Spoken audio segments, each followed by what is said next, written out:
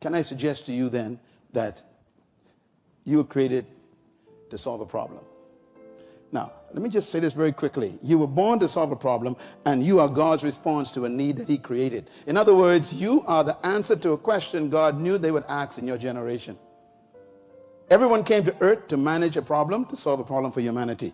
You exist because you are the fulfillment of one of God's desires. You are the assignment in your generation.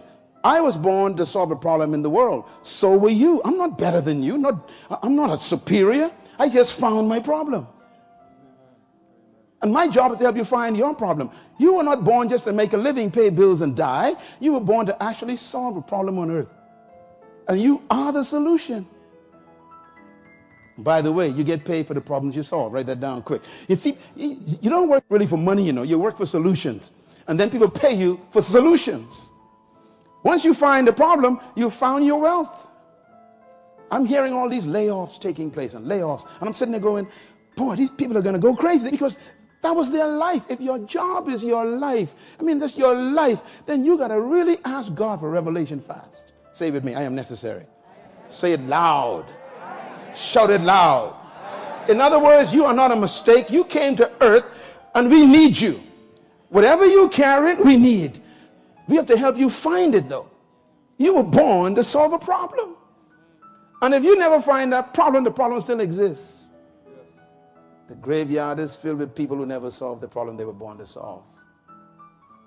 And one of my major jobs in life is to help you find it. This is what the ministry is about. The Bible says he gave some apostles, prophets, evangelists, pastors, teachers. For what reason? To train the saints for what? The work of their ministry. To help you find where you're supposed to administrate. What you're supposed to do. That's my job. I can't make you wealthy. I can't make you everything else. I'm supposed to show you your gift. Help you find your ministration. Once you find it, then you add to the body. You build up the body, the Bible says.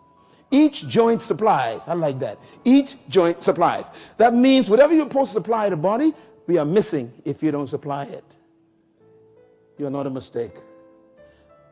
I put this then to you that Moses is an example of solving a problem. You become valuable based on the problem you solve. Moses solved the problem of slavery. David solved the problem of Goliath. Please, do not ask God to remove every Goliath you meet. Stop praying for deliverance from your success. Do you understand? When the problem shows up, don't ask God to move it. The problem shows up to introduce you to yourself. If there was no Goliath, there'd be no King David. Can you imagine that? That giant was his ticket to his greatness. Tell your neighbor, don't fight it, kill it. Stop trying to run away from the key to your greatness. The problems you're going to meet this week have been sent to give you value. David was not important until he killed Goliath. Your value goes up when the problems are solved. Are you with me, Doc? So when you go back to your job and you see some difficulties, don't run from them, embrace them. Tell them, welcome to your greatness. I'm about to kill a giant. By the way, you are never remembered for the things you avoided. You are remembered for the things you survived. Joseph solved the problem of dreams. Pharaoh had a what? He had an economic crisis in Egypt. Who solved it? Joseph. Who was he? A prisoner. Sometimes the solution is in jail. And when you find your problem and you solve it, you'll go from prison to prince. It's the solution that makes you valuable, not your location. The demand upon my life is directly tied to the problems I realize I have to solve. Third world leadership problems. That demand was created by the solution that I keep supplying. Don't look for money. Please, don't look for money. Money follows solutions. Why do you think Bill Gates is so rich? Computers used to be as big as this room. Did you know that? Yeah, Bill Gates used to work for IBM when they used to do DOS. Boy, I used to hate that stuff. I couldn't remember all them, formulas. And Bill Gates developed Microsoft in IBM. Took it to the board, and the board said, it'll never work. So he resigned from IBM, went to his garage and built a computer with the software, and every IBM computer now carries his software. It could have been theirs, but they couldn't see beyond their own tradition. And what did he do? He solved a problem. Richest man in the world. Your leadership is in the problem you were born to solve. Write this down, please. Daniel solved the problem of administration. You know the Bible says about Daniel? It says that King Nebuchadnezzar promoted him to Secretary of State because of the excellency of his work. He solved the problem of administration in Babylon and was promoted to the top position. Problem are you solving? Esther solved the problem of genocide. Remember, they were about to kill all the Jews, and she went in there and she said, I'm going to solve this problem. And today we can't forget that young lady because she solved a problem. I wonder if there's some young kids in the Bahamas who are about to get destroyed by sex or by some kind of a prostitution, and there's a young woman who's supposed to save them. Maybe your greatness is in the problem right in your neighborhood. And we're so busy trying to pay light bills and water bills, we walk past the problem every day that's supposed to make us great. I find out years ago, if you want to be great, look for problems.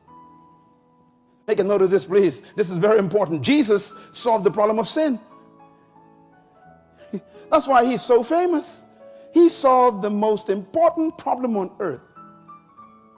Sin and death. I follow him because I'm scared of death. I know you all have a lot of faith. Me, I'm scared of death. I won't come back. So I figure I better follow the fella who solved that problem. Anybody with me? Praise the Lord.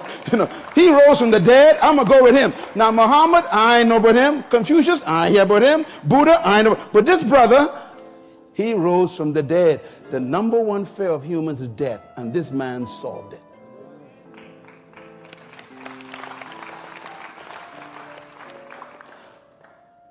His value is in what he did. Write this down. Every problem is a business. I hope we can get this revelation. I am so scared of what's happening in our regions where we have become so dependent on government to meet our needs that we become helpless when the government cannot. May God have mercy on us. As a matter of fact, what we've actually created is the government has become the economic parent of the citizen.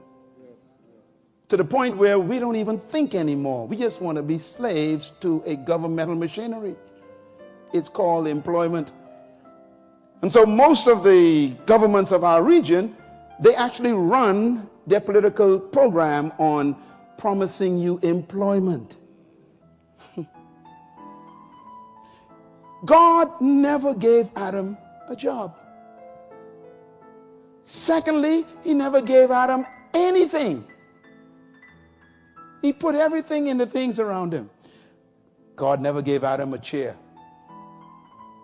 And I'm sure the brother to sit down sometime. God never gave Adam a bed, never gave Adam a table. Why? He hid them in the trees. See, employment prevents you from seeing the table in the tree. That's why those of us in our post-colonial countries, we always struggle with poverty and employment and depending on external investors because we've been conditioned not to see the table in the tree. We'd rather buy the table from Miami rather than make it out of the tree. Work. Become. Everyone who's ever been successful solved the problem. You all remember Miami basketball team, the Heat? So they say, brother, we hear you could play. You want a few $1 million? You got a gift, and we got a problem. Everybody say gift? Problem. Write that down. You were born with a gift to solve a problem. When the problem meets the gift, wealth is the result. Don't work for money. I'm telling you, money follows solutions. Spend the next 3 weeks thinking about what I'm teaching right now. I want you to sit down the next 3 weeks because you got 1 year about to leave you. You can let the next year be like this one. Staggering, wandering through life, trying to figure out whether you should retire. Let me tell you something. You better start thinking beyond your job. What is my gift? What is my strength? What is my uniqueness? What do I have that I can give the world? Let me go find the problem.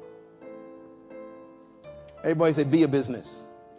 I think this is the key, you know. God wants you to be a business. Every problem is a business. Business is born when the solution to a problem is discovered.